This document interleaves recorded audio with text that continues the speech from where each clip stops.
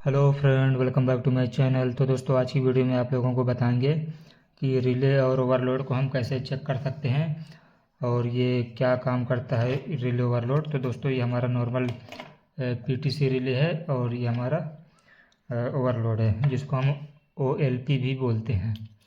तो दोस्तों, आज की वीडियो में यही बताएंगे कि आपको इसको कैसे करना है और ये दोनों क्या काम करता है। तो दोस्तों, सबसे पहले बात कर लेते हैं कि ये काम क्या करता है।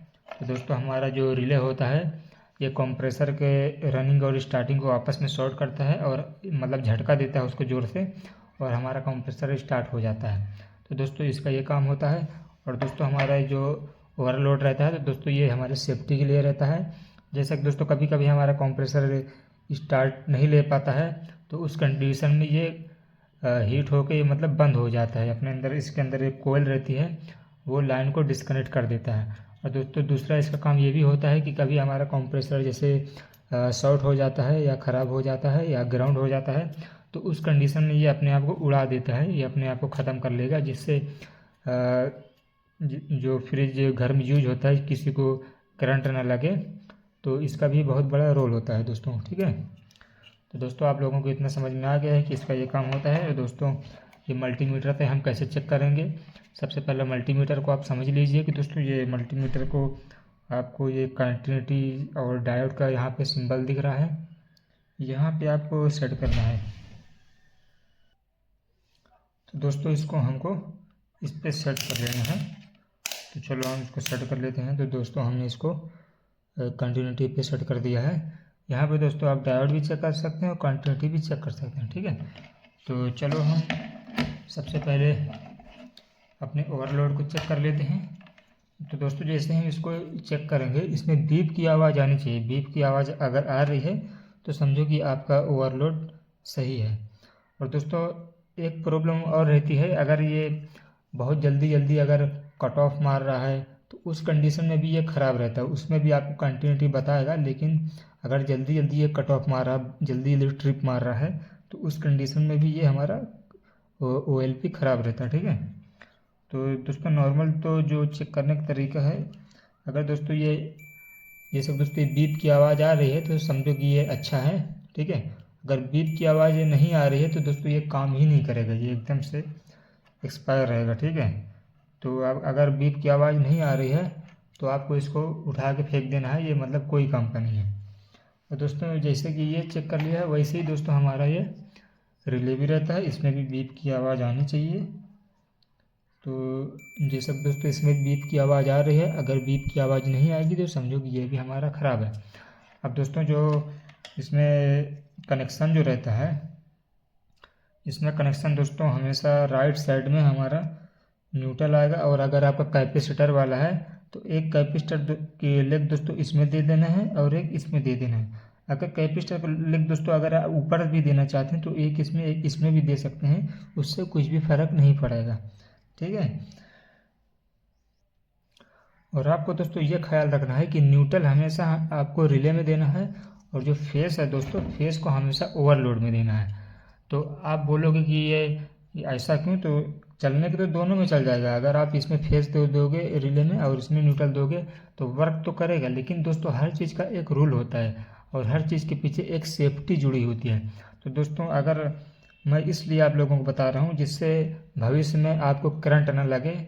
और देखो, अगर आप उल्टा कनेक्शन जोड़ दोगे तो फ्रिज तो आपका चल जाएगा, लेकिन उसमें बहुत बड़ा रिस्क रहता है। तो दोस्तों चलो मैं आपको बता देता हूँ कि अगर हम इसमें फेस और इसमें न्यूट्रल अगर अल्टी पल्टी कर देंगे तो क्या प्रॉब्लम हो सकता है। तो चलो दोस्तों, मैं आप लोगों को बता देता हूँ। जैसे कि दोस्तों ये हमारा जो कंप्रेसर के अंदर जो वाइंडिंग रहती है, एक इसमें रनिंग वाइंडिंग रहती है दोस्तों, एक रनिंग वाइंडिंग रहती है और एक स्टार्ट वाइंडिंग रहती है। इसमें के अंदर दो वाइंडिंग रहती है, ठीक है।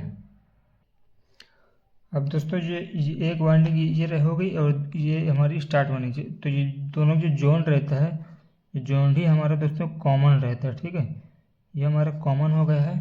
और ये राइट साइड वाला जो रहता है दोस्तों, ये हमारा हो जाता है रनिंग, और ये हो जाता है दोस्तों हमारा स्टार्ट, ठीक है। तो अब ये हमारा दोस्तों ये पूरा कंप्रेसर समझ लीजिए इसको, ये हमारा कंप्रेसर है, ठीक है। अब क्या होता है, अब इसको चलने के लिए फेस और न्यूट्रल चाहिए। तो हमारा जो OLP में मान लो ये हमारा यहाँ पे OLP लगा है, OLP, ठीक है। और यहाँ पे हमारा दोस्तों रिले है, रिले, ठीक है। अब दोस्तों ये जो हमारा फेस रहता है, एक मान लीजिए हमारा फेस है और ये हमारा न्यूट्रल है, ठीक है। तो अब कंपनी ने तो रूल ये दिया है कि जो न्यूट्रल है हमेशा इसमें रहना चाहिए, और न्यूट्रल जो है दोस्तों सॉरी इसमें रहना चाहिए, और ये फेस हमारा इसमें रहना चाहिए, ठीक है।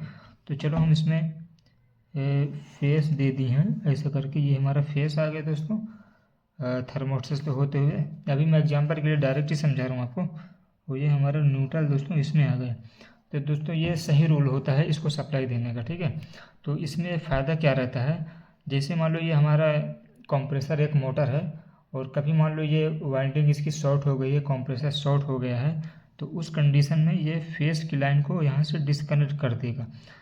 वो ये जो है ओवरलोड हमारा जल जाता है, जैसे हमारा कंप्रेसर शॉर्ट होता है हमारा ये ओवरलोड जल जाता है, तो हमको करंट नहीं लगता है। हमको क्या, जो कस्टमर होते हैं उनको भी करंट नहीं लगता है, क्योंकि ये जो यहाँ से जो सक्शन लाइन जो जाती है ये कूलिंग कोल में डायरेक्ट जाती है ऐसे, तो इसमें करंट लगने का बहुत ज़्यादा चांस रहता है, बहुत फुल करंट लग सकता है। इसके लिए फेस को हमेशा इसमें ही देना चाहिए, फेस की सप्लाई हमेशा ओवरलोड में ही देना चाहिए। अगर मान लो अगर आपने इसमें फेस दे दिया है और जैसे ये हमारा शॉर्ट होगा तो ये तो उड़ जाएगा, लेकिन यहाँ पे से जो फेस गया है फेस तो पूरे बॉडी में बना रहेगा, तो दोस्तों आपको करंट बहुत ज़ोर से लगेगा और कस्टमर को भी लग सकता है। तो दोस्तों इसलिए फेस हमेशा इसमें ही देना चाहिए, ठीक है, ओवरलोड में। तो दोस्तों उम्मीद है आप लोगों को हमने 2 चीज़ समझा दिया है कि ओवरलोड हमारा काम क्या करता है और कहाँ पे सप्लाई देना है और इसको कैसे चेक करना है, ठीक है। तो और भी कुछ क्वेश्चन हो दोस्तों हमें कमेंट करिए और हम आपको रिप्लाई देंगे, ठीक है। तो आपको वीडियो कैसी लगी दोस्तों कमेंट बॉक्स में ज़रूर बताएं, और चैनल को जल्दी से सब्सक्राइब कर लीजिए। Thanks for watching.